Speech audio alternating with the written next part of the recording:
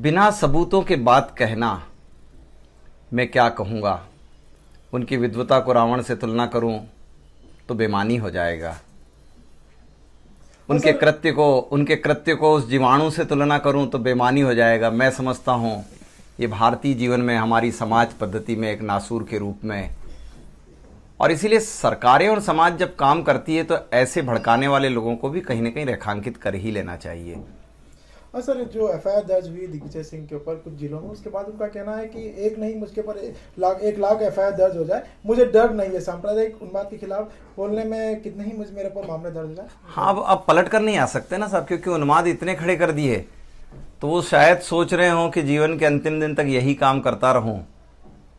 लेकिन इस स्वभाव को लोगों ने पहचान लिया है और इसीलिए उनकी जो भूमिका है समाज में, वो बड़े विषाक्त व्यक्तित्व की भूमिका के रूप में है। शायद वो अपने आप पर गर्व करें, मगर समाज उनको तिरस्कृत करता है, धिक्कारता है, नकारता है और नफरत करता है।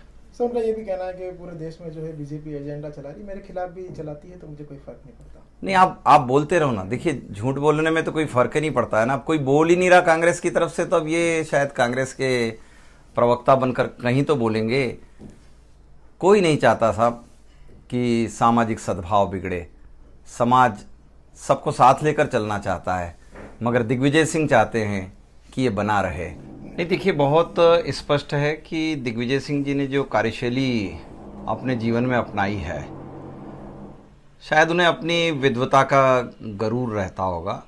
ये गरूर रावण के पास भी था, लेकिन जब सच्चाई समाज जीवन के सामने आती तो लोग उसका उत्तर भी देते हैं।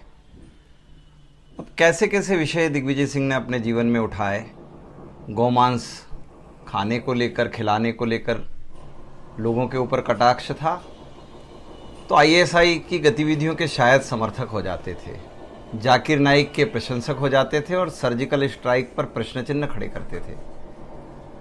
साध्वी प्रज्ञा पर उल्टी सीधी बात कर लेते थे, तो राष्ट्रवाद से जुड़े क्षण क्षण जिनका जीवन भारत भूमि के लिए जाता है, ऐसे आरएसएस पर प्रश्न चिन्ह खड़ा करते थे।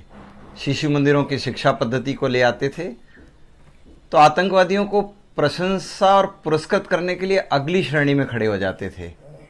लोग समझ गए हैं।